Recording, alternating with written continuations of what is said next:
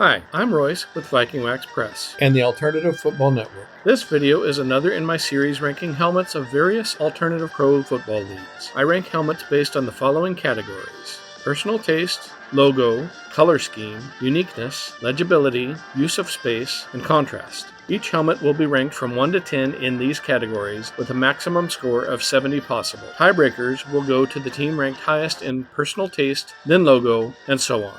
Today's video will rank the helmets of the first installment of the United States Football League, which played from 1983 through 1985. I'll start with my lowest rank helmet and go up from there, discussing my scores as I go. At number 21 are the Philadelphia and Baltimore Stars. They played in Philly from 83 to 84 and then moved to Baltimore in 85. They were in the USFL Championship each of the 3 seasons. Sadly, their helmet wasn't as good as the team. The color scheme doesn't have enough contrast, the logo is awful, and looks like it was borrowed from a promo of the 80s dance TV show Solid Gold. Overall, the logo completely gets lost in the color of the helmet and is hard to make out unless you're very close. This one gets a dismal 18 out of 70.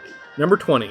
The Denver Gold were in the league all 3 years, but had a different, darker logo in 83 and 84. This version had a color known as Old Gold, which had less contrast than the one they used in 85. You'll see that one in a minute. While this logo is easy to make out, it is just super boring and not very creative. I give it a 27 out of 70. Number 19 goes to the New Jersey Generals, a team that had eventual NFL stars like Herschel Walker, Doug Flutie, and for a brief moment before they folded, Jim Kelly. The gold wreath with 5 stars attempt to convey the eliteness of a 5-star general, but the stars blend in to the wreath too much, and the yellow and red color combo is not very good. I give this helmet 27 out of 70.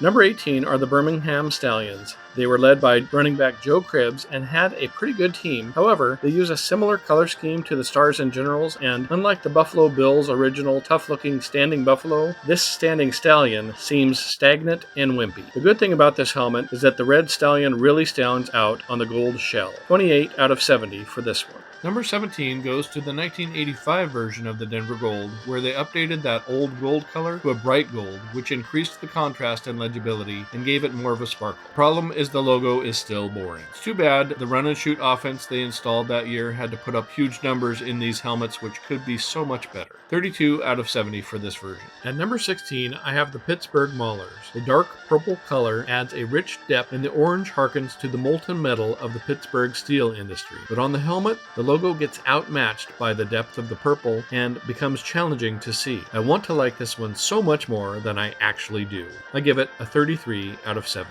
The Gunslingers of San Antonio come in at number 15. I love the color scheme on this helmet. The logo, if you look closely at it, is a cartoonish, lanky cowboy which instantly transport you to the old west frontier town. However, the size of the logo on the helmet doesn't allow you to see it very well at all.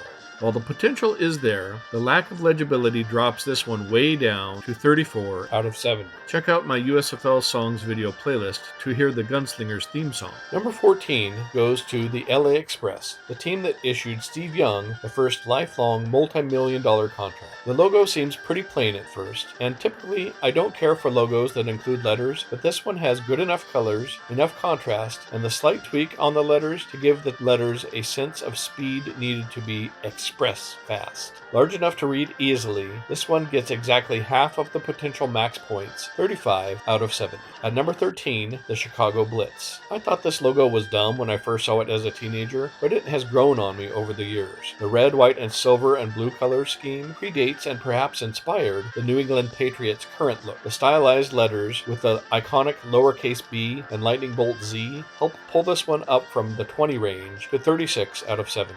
At number 12, we have the Tampa Bay Bandits. The horse and rider silhouette, when compared to the Stallion's horse silhouette, provides a sense of speed, action, and determination that the Stallion doesn't. The 80s USFL had too many silver-shelled helmets, but this one is one of the better ones. Check out my 80s USFL Team Songs video playlist to hear Bandit Ball by Jerry Reed. Overall, this helmet gets a 41 out of 70. Number 11. In 1984, the Washington Federals changed their primary logo from white to gray, which, in my opinion, messed it up. The logo is classic, nationalistic, bold, and purposeful. Even on the gray shell, it is still easy to see and read, so to speak. This version of the Federals helmet gets a better than average 47 out of 70. The 10th ranked USFL helmet goes to the Memphis Showboats. Yet another silver-shelled helmet. This one gets good points for a simple yet effective logo, which, unlike the modern version, is readily recognizable as the paddle wheel of a showboat. The bright red on silver provides nice contrast. The Minister of Defense, Reggie White, wore this one well. 48 out of 70. At number 9 are the Houston Gamblers, made famous by the run-and-shoot offense led by then rookie and future Buffalo Bills perennial All-Pro Jim Kelly. He put up an astounding 5,219 yards in 1984 wearing this helmet. It's a record that went untouched until Drew Brees broke it 27 years later in 2011. As for the helmet, it was one of the first black-shelled helmets in pro football, preceded by The Pittsburgh Steelers and the WFL's New York Stars, and matched that year by the Oklahoma Outlaws. The NFL adopted the look, but the point is, the USFL had some before-their-time design savvy. The state of Texas filling in the Gambler's G and the Lone Star accurately representing Houston geographically are what gives this logo such a timeless and unique look. The red on black shows up well and brings this rating up to a 50 out of 70. Number 8 goes to the Arizona Wranglers. The team was awful in 1983, but the entire roster was swapped with the Chicago Blitz roster, and the new Wranglers team made it all the way to the USFL Championship game in '84. One of the best logos ever, a fiery brand with a horned W. Sadly, this gets lost in the bronze shell. More contrast would have certainly helped propel this toward the top of the list. Still a great helmet with a score of 51 out of 70. The 1983 version of the Washington Federals helmet comes in at number 7. The team was terrible, but the helmet was impressive. Worn by the menacing longtime NFL standout Coy Bacon, the white shell greatly improves the contrast and bumps this version up to a 52 out of 70, 5 points ahead of its 1984 counterpart. At number 6, I have the Oakland Invaders. Borrowing the better-than-it-should-be color combo of the WFL's Philadelphia Bell team, eventual Saint Bobby Hebert and all-time great Minnesota Vikings receiver Anthony Carter sported this design after the Michigan Panthers merged with the Invaders. They took the new and improved Invaders all the way to the 1985 USFL Championship. Whoever came up with this design created a beloved classic. I love the way the lightning bolt breaks the boundary of the circular frame, and the raised fist brings strength, power, defiance, and hope to an Oakland community revolting in spirit against the recently departed Raiders. A very solid 55 out of 70 for this one. Number 5, the Oklahoma Outlaws came into the league in 1984 and then merged with an already great Wranglers team in '85 to become the Arizona Outlaws. Former Tampa Bay Buccaneer QB Doug Williams grew tired of his racist NFL owner and jumped to the upstart league for a new chance. He played well enough to get a nice contract by the Washington Redskins after the USFL folded and became the first black quarterback to lead his team to a Super Bowl in 1987. Talk about redemption. Another black-shelled helmet, this one is more menacing than the Gamblers, and where the Gunslingers tried and failed, the Outlaws came through, giving us a legible Old West-themed design that makes you feel like you're on a stagecoach being held up at gunpoint by this outlaw team. Great branding and contrast bring this up to a 55 out of 70. At number 4, the Washington Federals moved their dismal team south to Orlando and rebranded as the Renegades in 1985. While the team on the field didn't fare much better, the helmet improved quite a bit. A tribute to the natives who became renegades in their own land, this helmet has great colors, awesome contrast, and one of my all-time favorite logos. I believe my Cherokee ancestors on my mom's side of the family would be proud of this one, so it gets a 56 out of 70. We now come to the third best 1980s USFL helmet, the Michigan Panthers. This team won the 1983 championship game against the Stars and would have likely done the same had the Gunslingers not broken Anthony Carter's arm in 1984. The unique color combination of royal plum, champagne, and sky blue are inspired and unique. I was totally happy to see them come back in 2022 with the renewed USFL. Speaking of, Panthers kicker Novo Bojovic is my favorite kicker of all time due to the way he played the game with gusto and a smile on his face. Yeah, this would be, 32? This will be another 49-yard field goal. Maybe this is lucky number. They took a look at it. He's got 2 of them. They figured, why not 1 more? Also remember, a 2-point lead. That's what he's doing. It's spotting it right there at the 39. They use the kicking tee, and the wind has begun to sprung up. And for Bojovic, it is coming from behind him, so he'll get a little extra assistance. Maybe a little left to right. I would call timeout if I was Birmingham to see if that wind had died down. 39 yards out. He's got the leg, and he's got the lead. Time out. Panthers, their third 49-yard field goal as time runs out of the half.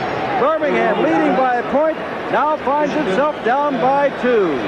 That is the end of the first half of professional football of the USFL in Birmingham, Alabama, with Michigan leading Birmingham 9-7. He clearly had fun out there, and that's what it's all about. In 2024, another Michigan Panthers kicker, Jake Bates, came on the scene to once again gain the heart of Detroit fans with his powerful leg and genuine humility. Novo went on to play 5 seasons with the AFL's Detroit Drive, winning 4 championships with them for a total of 5 championships in Detroit. I believe he's the only person alive who can claim that honor. Perhaps Jake Bates will follow suit now that he's signed with the Lions. Okay, back to business. The Panthers helmet directly inspired the design of the NFL's Carolina Panthers. It's a stellar helmet and gets a 59 out of 70. My second best 80s USFL helmet goes to the Jacksonville Bulls, who came into the league with one of the most unique helmets ever, a design far ahead of its time. At this point, only the NFL's Bengals and Seahawks had logos that reached the back of the helmet. The Bulls took the Seahawks concept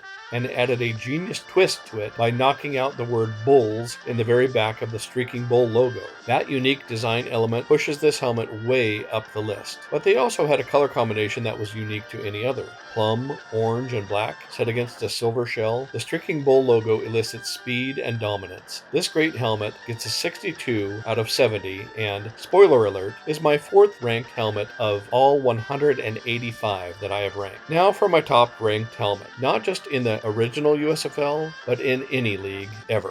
When I first saw the Breakers helmet design, probably about January of '83, right before the first season started, I was immediately enamored. Never before had I seen such a cool logo gracing the side of a football helmet. But this wasn't just a logo, it was an immersive experience. It seemed to flow right through me, to crest over me, to rush past me. It had fluidity, something I had never experienced before on a helmet. Blue has always been my favorite color, and this helmet has 3 shades of it, each gracefully adjusting and flexing to the movement of the other. The white shell allowed the design to stand out clear and bright. The Breakers played their first year in Boston, then moved to New Orleans in '84, and started out the year with a dominant fashion before fizzling out down the stretch. I remembered watching the running back tandem of Marcus Dupree and Buford Jordan run over defenders like rocket fuel-injected steamrollers. So when they announced that the team would move to my hometown of Portland, I was elated. I was 15 years old in December of '84 when my buddy John Ulrich and I took the TriMet bus down to the Memorial Coliseum, where the nearest ticket office was, and bought season tickets. I was already a huge football fan at that point, devouring both NFL and USFL box scores like they were ambrosia. But once I was personally invested, my fandom became a deeper, richer, more meaningful, and, as it turns out, lifelong experience. Sure, I had my favorite NFL team, the Minnesota Vikings, and my regional favorite, the Seattle Seahawks, but they were like a distant wish compared to this pro team, who would get all 6 of their wins that year on the cement-like turf of Civic Stadium, downtown Portland. Marcus Dupree was injured in the away game on week 1 of the season, so I never got to see him play in person. But Buford Jordan stepped up and became my hometown hero. We'd scream, "Boof!" at the top of our lungs at each game. To me, he's the greatest Jordan of the 80s. I had this Breakers Electric poster on my wall for 7 years after the league folded. I will always look back at that time and cherish the only football team I've ever been able to call my own. Needless to say, this helmet gets a 69 out of 70, the best of the bunch, always. Check out the YouTube site Preserving the Game, where you can watch all of the 80s USFL games and highlights. or the majority of them at least. That wraps up my 1980s USFL helmet rankings. Please chime in with your family-friendly comments or constructive feedback. I encourage you to like this video and share it if you've enjoyed or learned anything from it. Subscribe and click the notification bell if you like this type of content. Check out my playlist for more helmet rankings and other football content. This is Royce with Viking Wax Press And the Alternative Football Network. God is good, y'all. Take care.